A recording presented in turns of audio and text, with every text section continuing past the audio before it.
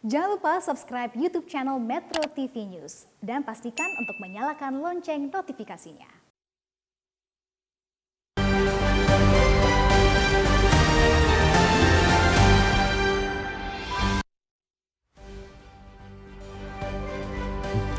Selamat pagi pemirsa, kedisiplinan di tubuh TNI dan Polri mendapat sorotan. Tidak tanggung-tanggung, Presiden Joko Widodo langsung yang menyoalnya karena ada indikasi bibit-bibit penyimpangan.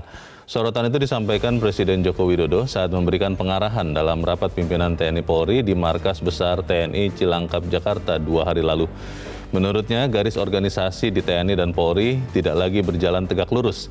Ada anggota yang coba-coba membuatnya bengkok dengan mengatasnamakan kebebasan. Presiden memaparkan penyimpangan ini dilakukan oleh anggota TNI Polri terkait dengan pemindahan ibu kota negara dari Jakarta ke Nusantara di Kalimantan Timur. Keputusan ini memang menimbulkan pro dan kontra di masyarakat, tapi tidak semestinya terjadi pula di internal TNI dan Polri. Pemirsa, inilah editorial Media Indonesia di seri hari ini, Kamis 3 Maret 2022, dengan tema mendisiplinkan TNI Polri bersama saya Leonard Samosir, dan editorial ini juga dapat Anda simak melalui MG Radio Network di frekuensi 94,7 FM di Jakarta dan sekitarnya. Para pendengar dan Anda semua bisa ikut berpartisipasi dan menyatakan pendapat Anda dengan menelepon 021-583-9900. Dan pemirsa, pagi ini telah hadir bersama saya anggota Dewan Redaksi Media Group Eko Rahmawanto. Mas Eko, selamat pagi. Selamat pagi, Leo. Sehat-sehat, Mas? Sehat-sehat, alhamdulillah. Puji Tuhan. Kita akan bicara soal yang menarik ini, tegur-menegur ya. Tapi sebelumnya kita lihat dulu ada beberapa berita yang kita mau lihat. Meskipun hari ini koran Media Indonesianya tidak terbit karena hari ini adalah hari libur, hari raya Nyepi. Kita akan melihat ada berita yang kita dapat dari mediaindonesia.com. Ini terkait dengan konflik Rusia-Ukraina nih, Mas Eko. Iya, betul. Majelis Umum PBB desak Rusia untuk meninggalkan Ukraina. Dikatakan bahwa akhirnya disepakati resolusi PBB, tapi dikatakan dalam berita ini tidak mengikat. Ya. Ini bagaimana nih, Mas Eko? Ya, sebenarnya arti tidak mengikat itu kan tidak bisa menjadi dasar paksaan penggunaan hukum internasional ya. Seperti bila resolusi itu keluar dari Dewan Keamanan PBB. Yeah. Jadi memang agak ambigu juga. Jadi sementara di sisi lain mengecam ya, memberikan sanksi dan lain-lain negara-negara lain dari sisi ekonomi, tapi tidak membantu Rusia dalam sisi militer. Jadi memang dibiarkan saja sekarang Rusia bertempur sendirian dengan Ukraina dengan Rusia. Jadi ini mungkin menjadi keprihatinan sebetulnya dari banyak negara, tapi dunia lain hanya mengecam, kemudian hanya bisa memberikan sanksi, tapi tidak memberikan solusi menurut saya terkait dengan sudah banyak sekarang yang meninggal di Ukraina terkait dengan konflik ini. Jadi banyak kepala negara juga sudah menghimbau untuk menghentikan peperangan ini karena tidak ada gunanya. Banyak yang nyawa yang melayang. Lebih baik dialog, tapi sampai saat ini beberapa kali dialog belum menemukan titik terang antara Rusia dan Ukraina. Ya, itu dia pertanyaannya. Kalau sekedar resolusi yang tidak mengikat, sekedar himbauan, dan kalau kemudian Rusia tetap berkeras untuk melaksanakan aksi militernya, ya tidak bisa menghentikan juga kan, Mas Eko? Ya, berarti gini, soalnya kalau kita kembali ke Dewan Keamanan PBB, di sana ada Rusia yang menjadi negara yang punya hak veto di sana. Jadi apapun keputusan melawan dia bisa diveto sendiri? Betul, apalagi ada sekutunya juga di sana, Tiongkok, yang punya hak veto. Jadi kalau kita melihat ini, kan ada beberapa negara yang menolak resolusi ini. Korea Utara Belarus. Nah, Belarus ini yang pecahan Rusia juga, kemudian juga ada Rusia juga di sana. Dan jadi, Tiongkok absen ya? Betul, jadi ini kan pasti ada terganjal kalau kemudian dibawa ke keamanan PBB. Baik, kita doakan sama-sama supaya konflik ini bisa segera selesai, karena pasti tidak ada yang diuntungkan dengan ketegangan atau konflik ya. Betul. Atau kita bisa bilang perang ya antara Rusia dan Ukraina. Kita beralih ke berita selanjutnya, kali ini dari mediaindonesia.com juga, pemirsa. Ini terkait dengan kerangkeng manusia Bupati Langkat nonaktif. Di dalam berita ini dikatakan Komnas HAM menemukan 26 bentuk kekerasan di kerangkeng manusia Bupati Langkat nonaktif. Ini kok kelihatannya lama ya prosesnya? Bagaimana sih, Mas Eko? Ya, memang ini ada beberapa versi. Dari Komnas HAM ada sendiri, dari kepolisian ada sendiri. kemudian nanti juga akan masuk ke ranah persidangan, bupatinya disidangkan. Jadi ini yang kita bahas ini adalah temuan dari Komnas HAM. Yeah. Jadi ada 26 bentuk kekerasan di sana, kemudian ada setidaknya ada 12 pelanggaran hak asasi manusia di sana. Memang ini ada pro kontra ya terkait dengan ini. Keluarga korban yang di dekat-dekat rumah di situ memang lebih setuju ya. Artinya orang-orang ini yang ada indikasi penyalahgunaan narkoba, kemudian memakai dan lain-lain lebih senang kalau memang ada di sana. Tapi ini kan juga tidak bisa dianggap sepele karena di dalam situ juga melanggar HAM, dipukul, digebukin, bahkan ada yang dicambuk dan lain-lain. Nah ini kan yang menjadi concern jadi Komnas HAM. Dan kemudian juga sekarang sudah jadi tersangka dan kita lihat saja nanti di persidangan apa yang terjadi. Iya. Dan juga tidak punya hak kan sebetulnya untuk mengadakan sendiri karena tidak ada izin ini kan untuk kerangkeng ini Mas Eko dikatakan. Betul, iya. Baik, kita harap nanti bisa segera juga kita ketahui ujung dari kasus ini karena jangan sampai kemudian ada kasus lain yang menyita perhatian dan akhirnya lupa begitu ya Mas Eko. Kita ke editorial hari ini pemirsa. Hari ini diberi tajuk mendisiplinkan TNI Polri. Saya sangat yakin TNI Polri ini sangat disiplin sebetulnya Mas Eko. Tapi apa yang terjadi nih? Apa maksud dari pernyataan Joko Widodo itu? Ya, saya kira yang diutarakan oleh Presiden Joko Widodo ada beberapa topik ya.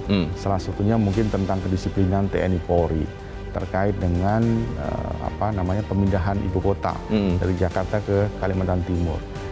Saya kira memang ini kasusnya sudah lama, artinya Presiden ini mendapat laporan dari intelijen kalau menurut saya, grup WA ini. Tapi pertanyaannya kenapa kemudian baru ketika ada Rapim TNI Polri dicetuskan, dilontarkan. Bisa jadi ini karena pembahasan IKN ini yang mulai memanas. Nah sebetulnya kalau IKN kan sudah diputuskan oleh Presiden, oleh pemerintah dan disetujui oleh DPR. 8 fraksi di DPR sudah setuju, satu fraksi menolak. Artinya TNI Polri ini tidak dalam kapasitas untuk iya atau tidak. Dia harus mengamankan kan sebagai alat negara. Dia harus tunduk dan patuh apa yang dilakukan oleh negara, dalam hal ini adalah Presiden sebagai Panglima TNI tertinggi.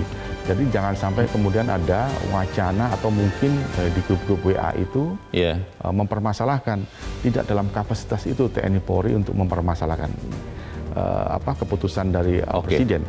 Saya kira itu, Leo. Yang pertanyaannya begini, Mas Eko, ada dua pertanyaan. Yang pertama, berarti tidak ada demokrasi ya di tubuh TNI Polri. Itu sebagian teman yang mengatakan, loh harusnya sebagai manusia harus bisa demokrasi.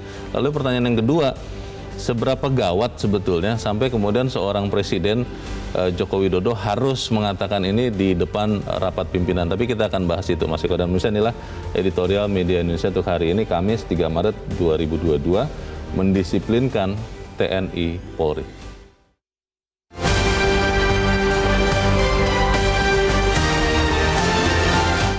Mendisiplinkan TNI Polri.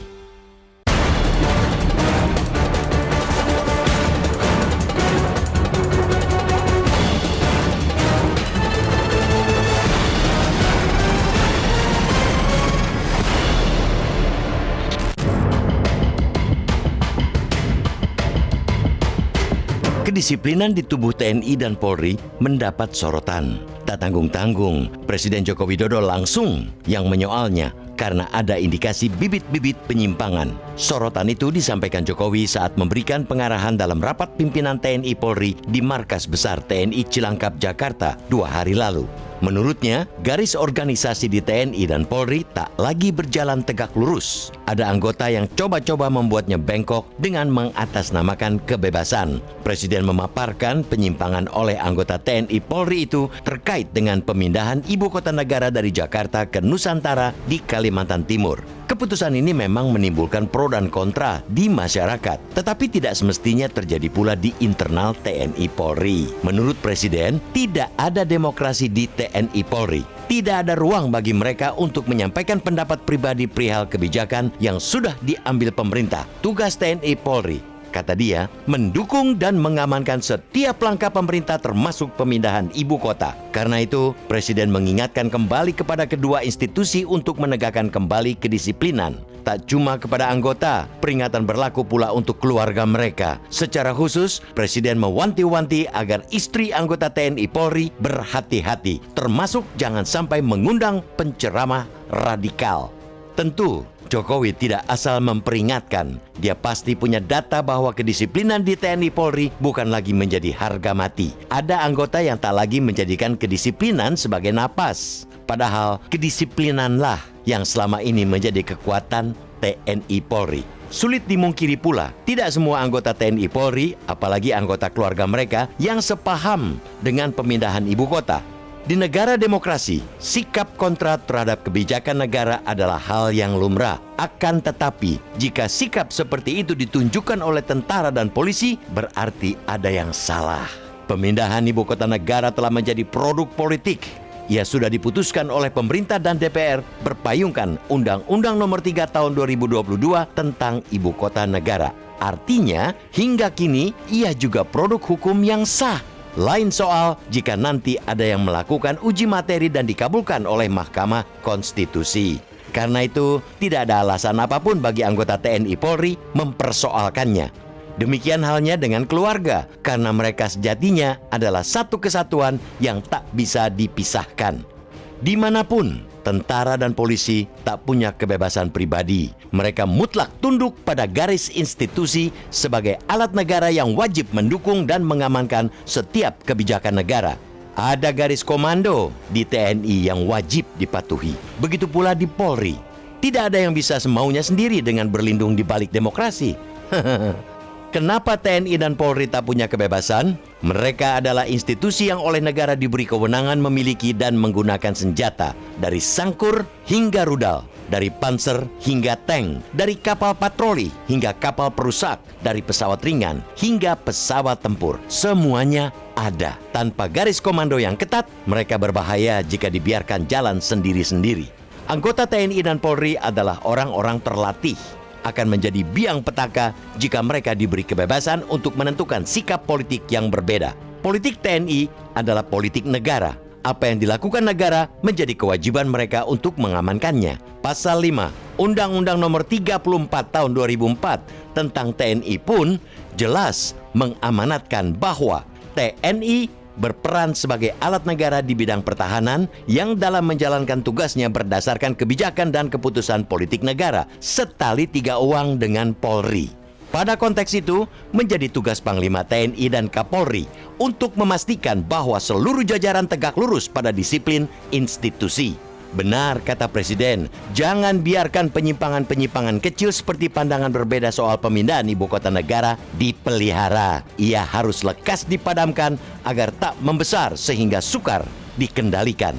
TNI Polri eksis dan kuat karena meninggikan kedisiplinan. Jangan ada kompromi terhadap upaya-upaya untuk merapuhkan kedisiplinan itu.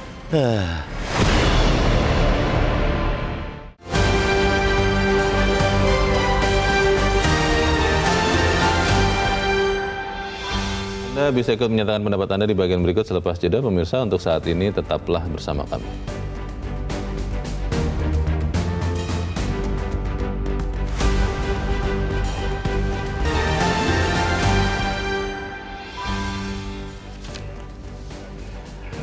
Terima kasih pemirsa, Anda masih bersama kami di Editorial Media Indonesia. Dan sebelum kita lanjutkan diskusi kita, Mas Eko, kita mau mencoba mendengarkan dulu bagaimana pendapat dari masyarakat, dari pemirsa Metro TV. Kita sudah terhubung dengan pemirsa Metro TV di Batam, Kepulauan Riau. Ada Pak John Veto.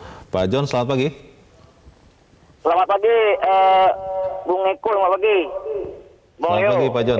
Ya, bagaimana Pak John mendisiplinkan TNI Polri? Ini Anda setuju, Anda tidak setuju, atau seperti apa pendapat Anda? Silakan Pak John. Saya memang udah mencermati ini di medsos apa. Jadi memang kita ada yang salah sebenarnya di masyarakat kita juga. Begini, apa Mas itu, Pak? Ya. Kita kan TNI itu kan selama ini kan kita TNI Polri itu kan agak sakral ya. Karena itu dia ada sistem komando, itu lurus gitu.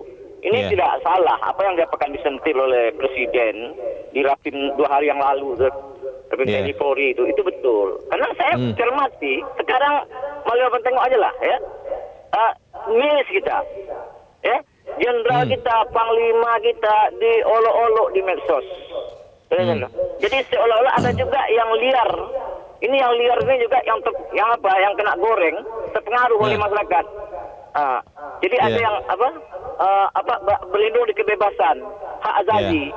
Itu kan TNI ini kan sakral betul, karena dia memegang yang sangat rahasia di Republik ini. Jadi jangan itu betul kata Presiden itu betul. Saya aja yang anak TNI Polri, kami tegak lurus. Apa kata 3 pimpinan kami kalau di daerah, ada Kapolres, ada Dandim, itu pimpinan kami. Kami patuh sama mereka. Padahal bapak kami udah pernah meninggal. Masih itulah.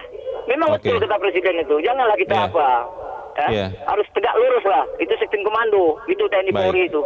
Itu aja. Makasih.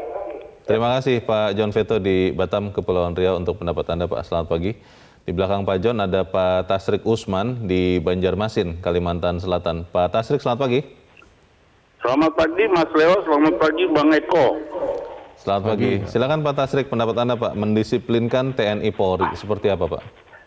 Iya, saya sependapat saja ya bahwa Presiden dalam kapasitas sebagai Panglima tertinggi, dia mendisiplinkan TNI Polri itu sah-sah saja. Cuman mungkin saya berbeda cara dengan Bapak Presiden ya. Mestinya tidak dipublish.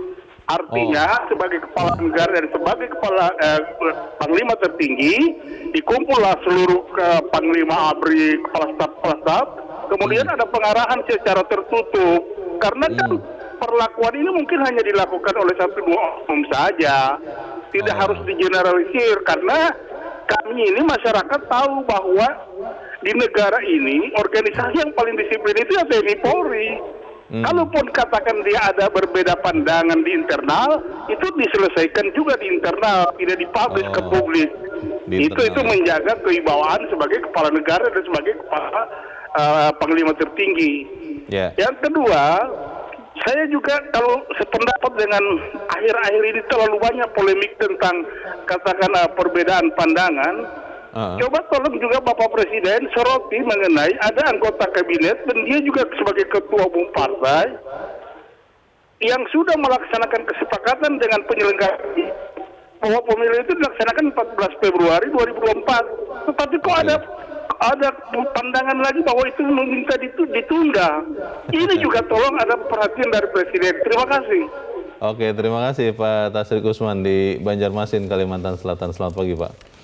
Ya, menarik yang disampaikan Pak Tasrik ini, Mas Eko, bahwa ya sudah kalau boleh diselesaikan internal lah, tertutup, supaya menjaga kewibawaan baik kepala negara maupun TNI dan Polri-nya. Ini bagaimana Mas? Ya kalau saya melihat sih agak berbeda ya dengan Pak Tasrik. Ini kan kasusnya sudah lama. Artinya grup WA ini sebetulnya sudah lama. Presiden sudah tahu, dia mendapat laporan pasti dari intelijen. Apa yang ada pembicaraan di situ. Saya kira juga sudah pasti ini dibicarakan dengan internal pimpinannya, apakah itu Kapolri, ataukah itu Panglima TNI, ataukah itu di level kepala staf. Tapi ketika mungkin menjadi terus-menerus di grup WA ini, tentu Presiden pasti juga akan jengah juga. Apalagi kemudian muncul beberapa penolakan soal pemindahan ibu kota dari Jakarta ke Kalimantan Timur. Nah ini yang menimbulkan Presiden mungkin agak kesal juga ya. Karena kita melihat TNI dan Polri ini kan harusnya tegak lurus, dia alat negara. Apapun yang sudah diputuskan oleh negara, tentu TNI Polri harus menjalankannya, melindunginya, mengamankannya.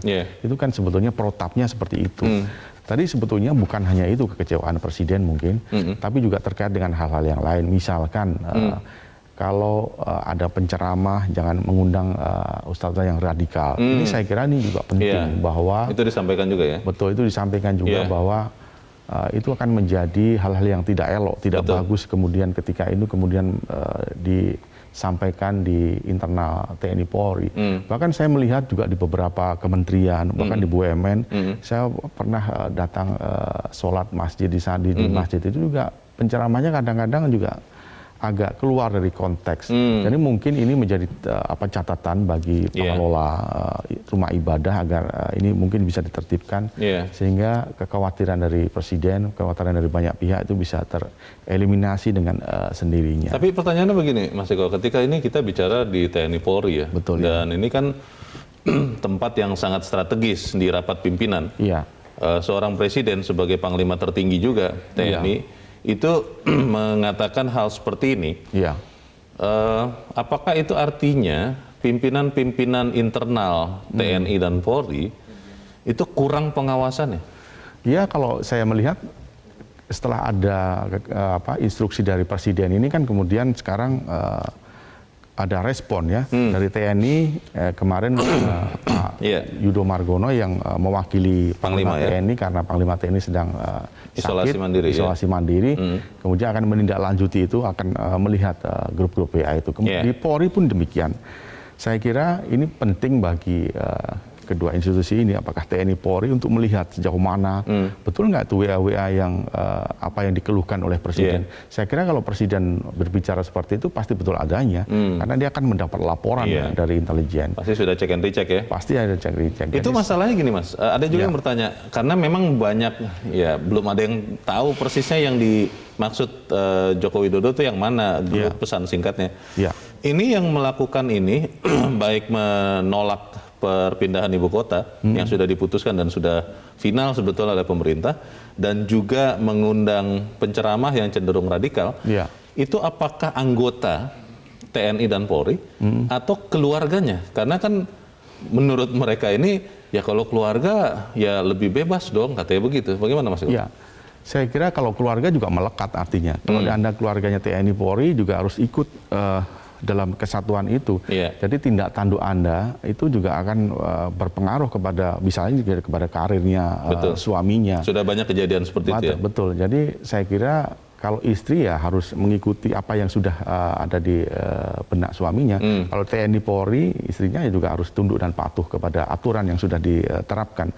Jadi memang disinggung juga oleh Presiden bahwa selain WA Group itu kan juga menyinggung ibu-ibu anggota TNI Polri itu untuk mulai mendisiplinkan diri istri-istrinya. Lebih selektif ya? Lebih selektif untuk melontarkan atau menulis di grup WA. Termasuk yang saya sebutkan tadi mengundang ustadz-ustadz radikal. Ini kan yang disinggung Jokowi di Rapimnas TNI Polri. Saya kira ini patut digarisbawahi bahwa di Indonesia ini memang kebebasan berpendapat sebetulnya dalam alam demokrasi boleh-boleh saja. Tapi di TNI Polri tidak ada demokrasi. Yang ada adalah tunduk dan patuh kepada garis pimpinan, garis komando, tegak lurus gitu. Baik, pertanyaannya Mas Eko, apakah memang kesadaran bahwa kondisi yang berbeda, penerapan demokrasi dengan kondisi yang berbeda di lingkungan TNI Polri dengan di luar itu masih ada atau tidak, terutama pada pasangan-pasangan dari anggota TNI Polri ini? Apakah karena berpikir ini alam demokrasi satu, lalu kedua media sosial termasuk WA itu kan termasuk juga, mereka merasa aman-aman saja untuk berpendapat? Kita akan bahas di bagian berikut, dan pemirsa tetap bersama kami, Editorial Media Indonesia segera kembali.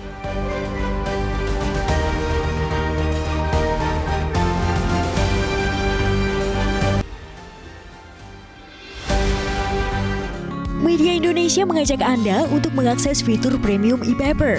Dengan sajian konten berbasis intelektual dan meneguhkan kebangsaan, Media Indonesia tampil dengan lebih dinamis melalui e-paper Media Indonesia yang dapat Anda akses kapan saja, di mana saja. Caranya mudah, download aplikasi Media Indonesia di Android atau ketik link e-paper.mediaindonesia.com atau bisa scan QR Code pada layar kaca Anda.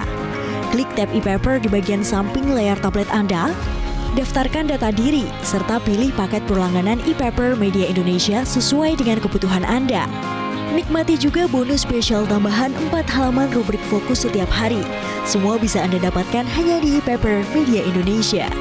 Untuk informasi lebih lanjut, hubungi customer service di nomor 0811 1201 2018 atau kunjungi media sosial @Media Indonesia.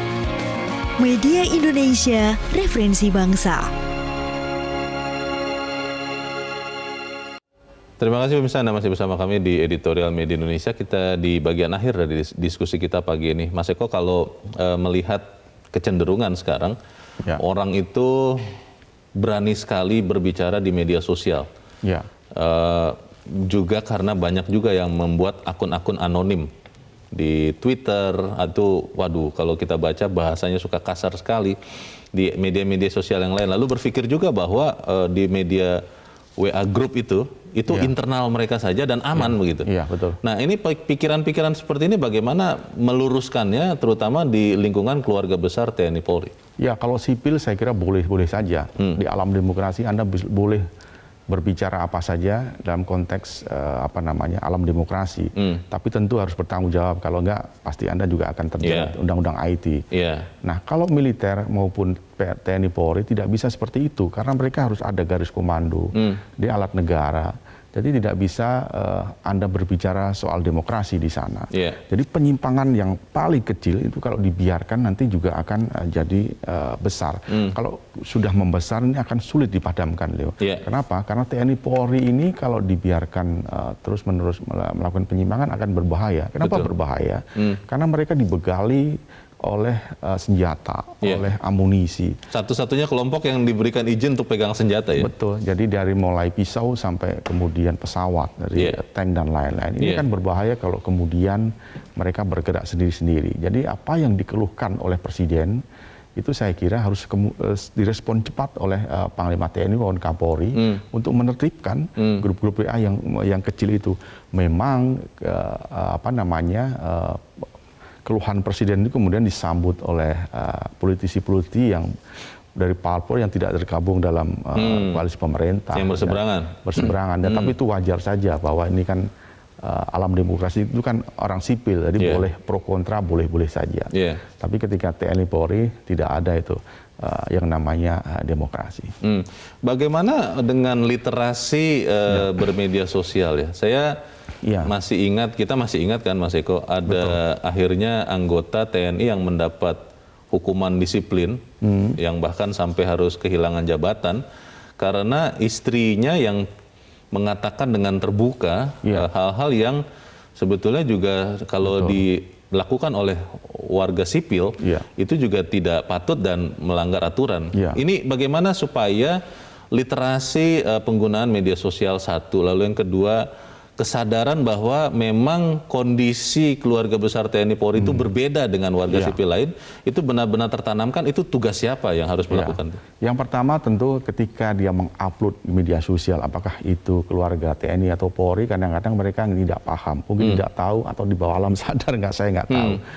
Jadi ketika ribut dia baru minta maaf dan lain-lain. Literasinya masih kurang ya? Betul. Saya kira jadi kemudian ketika kemudian itu berhubungan dengan karir suaminya dan lain-lain, kemudian dihukum dan lain-lain, itu pasti akan menyesal dan tidak akan mengulangi. Tapi itu sudah terlambat ketika sudah terjadi.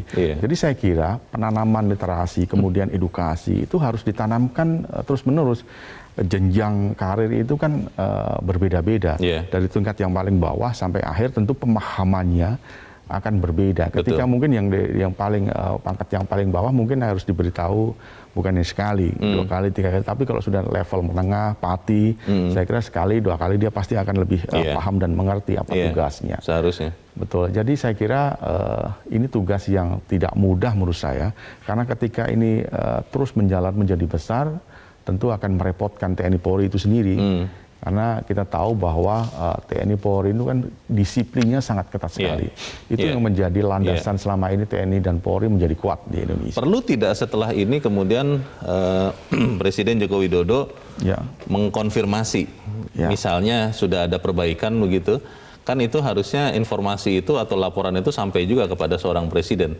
Perlu atau tidak seorang Joko Widodo mengkonfirmasi ulang bahwa memang benar TNI Polri sudah meluruskan, sudah merapikan, sudah membina keluarga besarnya, supaya kemudian Mas Eko jangan sampai ada penurunan kehormatan kita kepada institusi TNI Polri atau kecurigaan kita, karena yang disampaikan Presiden itu kan kalau tidak dibenahi berbahaya ya. Bagaimana? Ya, saya kira Presiden Jokowi cukup sekali inilah untuk memberitahukan forum terbuka. Saya kira kemudian kalau nanti ada kejadian-kejadian lain, dia bisa memanggil Panglima TNI, Kapolri. Saya kira juga Panglima TNI dan Kapolri akan memberikan jawaban, kemudian akan memberi laporan juga terkait yang dikeluhkan oleh Presiden. Dan menurut saya juga tidak akan berani Panglima TNI maupun Pak Kapolri untuk bermain-main dalam hal ini. Pasti akan ada tindakan tegas dari mereka kepada anak buahnya. Ini kan keluhannya kan dari Panglima tertinggi Presiden. Jadi tentu harus segera direspon. Itu saya kira akan lebih afdol jika kemudian ini tidak perlu lagi disampaikan di forum terbuka, cukup dipanggil saja Panglima TNI dan Kapolri, sudah ada progres tentang keluhan saya misalkan gitu. Tentu Panglima TNI dan Polri akan menjawab lah itu. Iya, karena ini singkat saja, ini beberapa teman jadi semacam mencurigai jangan-jangan benar dugaan waktu atau desas-desus waktu itu atau kabar bahwa sekian persen walaupun mungkin dikit anggota TNI Polri yang terpapar radikalisme, jangan-jangan benar begitu loh, Mas Eko? Ya itu kan dulu pernah ada survei ya, saya lupa berapa persennya. Tapi apapun itu, survei itu menunjukkan bahwa memang tidak semua TNI Polri berada dalam track yang lurus. Pasti ada anggotanya yang 1-2 lah. Tapi kita sebut oknum lah ya. Tidak semua anggota TNI Polri itu begitu. Tapi mayoritas saya kira TNI Polri ada disiplin yang sangat tinggi. Merah putih, NKRI, di jalan yang lurus, yang tegak kepada Presiden. Jadi kalaupun ada, saya kira itu hanya segelintir orang aja. Baik, kita harap kemudian TNI Polri menyikapi teguran dari Panglima tertinggi ini dengan positif ya. Betul, melakukan pembenahan ke dalam dan kita bisa terus percaya bahwa TNI Polri adalah putra-putra terbaik bangsa yang menjaga negara dan bangsa kita. Mas Eko, terima kasih sudah hadir di tempat ini. Selamat pagi, Mas. Selamat pagi.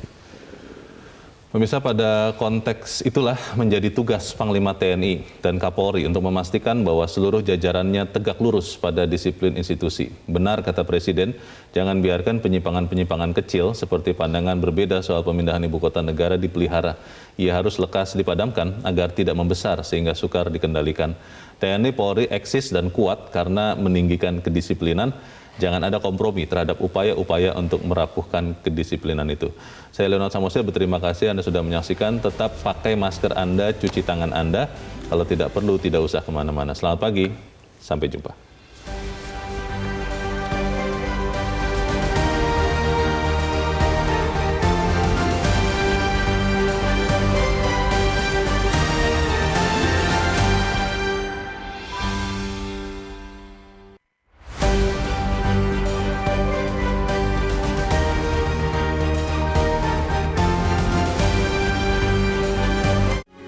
Metro TV,